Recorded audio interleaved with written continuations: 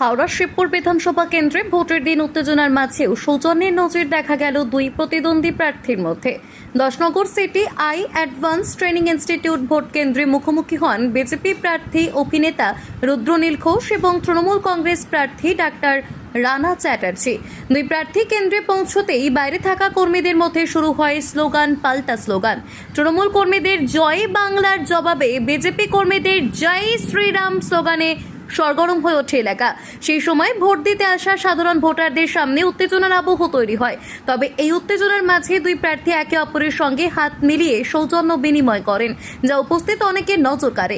এদিন ওই ভোট কেন্দ্রে ইভিএম মেশিনের সমস্যার কারণে ভোট গ্রহণ কিছুটা দেরিতে শুরু হয় বলে অভিযোগ ওঠে। তৃণমূল প্রার্থী রানা চ্যাটার্জি অভিযোগের পাশাপাশি বিজেপি প্রার্থীকে উদ্দেশ্য করে মন্তব্য করেন, এবারের ভোটে তিনি অনেকটাই বুঝে গিয়েছেন। সব মিলিয়ে স্লোগানে উত্তাপের মধ্যেও দুই প্রার্থীর সৌজন্য আচরণ ভোটের দিনে ভিন্ন ছবি তুলে ধরল। পরিস্থিতি খুব ভালো, মানুষের চোখে মুখে যে উচ্ছ্বাস, তাতে মমতা ব্যানার্জিকে বৃষ্টি উপেক্ষা করে মানুষের যে লম্বা লাইন দেখেছেন আপনি, আগেও ফার্স্ট ফেজে 93% পোলিং হয়েছে, এই ফেজেও হবে, কারণ মানুষ মমতা ব্যানার্জিকে সমর্থন করার জন্য ঝড় বৃষ্টি উপেক্ষা করে লাইনে দাঁড়িয়ে পড়েছেন।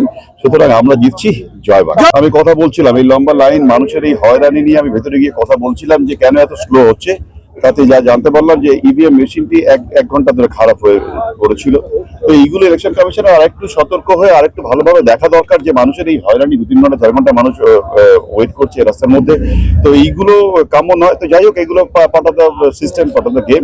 আমি রিকোয়েস্ট করে এসেছি যারা কাজ করছে তারা অত্যন্ত পরিশ্রম করছেন এবং আশা রাখি এবার একটু ফাস্ট মুভ করবে এবং মানুষের যন্ত্রণা কমবে, কারণ মানুষ ইভিএম এর কাছে পৌঁছলেই সেই জোড়া ফুলে চাপটা পড়ে যাবে। সেই জন্য আমরা চাই মানুষ পৌঁছে যাক তাড়াতাড়ি। বিভিন্ন জায়গায় ভোট দখল চলছে এবং তাকে বাধা প্রদান করা হচ্ছে বলে অভিযোগ করছেন। আপনারা নিজেরাই দেখতে পাচ্ছেন, আপনি যারা দাঁড়িয়ে আছেন, যারা ভোটার, জিজ্ঞেস করুন। আসলে এখন থেকে উনি বুঝে গেছেন উনি হারছেন, সেই জন্য এখন থেকে অজুহাত গুলো তৈরি করছেন। আরেকটা কথা হচ্ছে, দাসনগরের শানপুর সহ বিভিন্ন এলাকায় ভোটারদের চমকানো হচ্ছে বলছে এবং ভোটারদের প্রভাবিত করা হচ্ছে বলছে। কখনো না, এটা কখনো আমাদের পার্টি জিরো টলারেন্স নিয়ে চলে, কখনো আমরা করি না। আর যদি উনি বলেন এই হাওয়ায় না ভাসিয়ে বলুন, ডকুমেন্টস দিতে, প্রমাণ দিতে, কারণ আমরা কোনো বেআইনি কাজ আমরা বরদাস্ত করি না। আমরা চাই মানুষ ভোট দিক, কারণ মানুষের ভোটে আমরা জিতবো।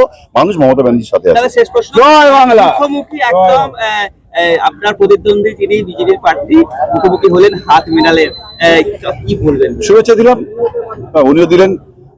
এই রাজনৈতিক সৌজন্য তো থাকবেই সবকিছুর ঊর্ধ্বে, কিন্তু আমরা জিতছি এবং এটা ওনার জন্য আমার একটু দুঃখই রইলো, কিছু করার নেই, আমরা জিতছি। ভিজিট করা এটা এখতিয়ার এবং দেখা যাতে না কোনো অসুবিধা হয়। প্রথম দিকে কিছু ছোটোখাটো অসুবিধা হচ্ছিল, যেমন ইলেকশন কমিশনের নিয়মকে ভায়োলেট করে বেশ কিছু তৃণমূলের এজেন্ট, তারা ভারতীয় জনতা পার্টির যারা এজেন্ট ছিলেন, যারা পাশের বুথ থেকে এসে বসছেন, সেটাকে নিয়ে আপত্তি তোলেন এবং খুব অদ্ভুত রকমভাবেই বেশ কিছু প্রিসাইডিং অফিসার্স, অনেক নয়, কিছু অল্প সংখ্যক প্রিসাইডিং অফিসার্স বিভিন্ন বুথে তারা তৃণমূলের দাবিকে সমর্থন করেন, ঠিক যেভাবে এসআইআরের বিরোধিতা করতে গিয়ে মমতা বন্দ্যোপাধ্যায় বলেছিলেন যে মারা যাওয়া মানুষের নাম বাদ দেওয়া যাবে না, কোনো মানুষের নাম বাদ দেওয়া যাবে না, তিনি দেশের নাগরিক হন না হন, তার বৈধ কাগজপত্র থাকুক আর না থাকুক।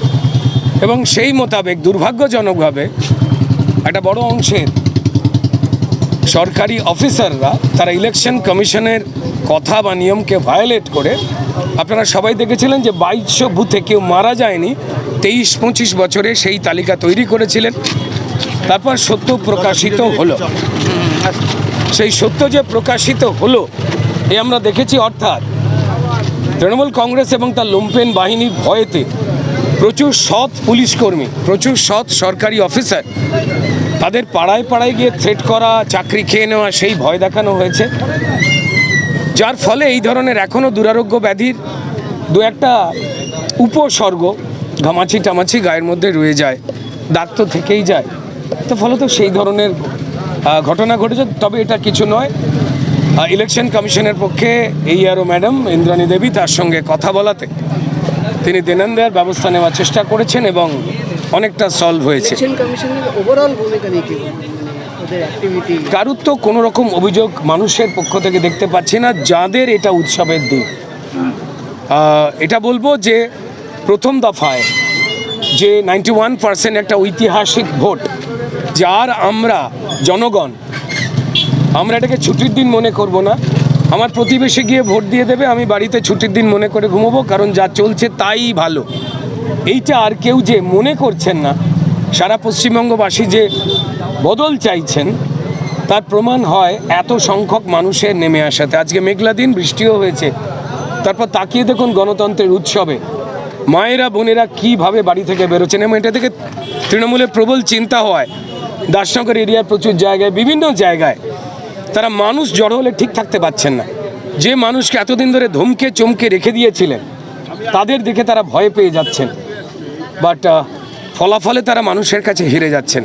আমরা চাই মানুষের কাছে নথি স্বীকার করুন, যে কোনো কেউ যদি কোনো অন্যায় করে থাকেন, মানুষের রায় যারা না মেনে আবার মানুষকে ধমকাবার চেষ্টা করছে, পরম করুণাময় ঈশ্বর তাদের নিশ্চয়ই ব্যবস্থা নিয়ে নেবে। পশ্চিমবঙ্গ সরকার অনুমোদিত স্বাস্থ্যসাথী মান্যতাপ্রাপ্ত রোগী পরিষেবার বিশ্বস্ত প্রতিষ্ঠান দামোদর হেলথ কেয়ার। এখানে রয়েছে 24 ঘন্টা emergency service, doctor chamber, semi modular OT, orthopaedic surgery, প্রসূতি ও গাইনি বিভাগ, general surgery, ENT surgery, uro surgery, micro বা ল্যাপ্রোস্কোপিক সার্জারি, মেডিসিন বিভাগ, upcoming ICU, dialysis, advance physiotherapy, diagnostic centre, pharmacy, 24x7 lift ও ambulance পরিষেবা, medical insurance. আমাদের ঠিকানা মিল মোড়, কোতুলপুর, বাঁকুড়া। মোবাইল নাম্বার 9475240280 অথবা 9475240290 অথবা 9647180100।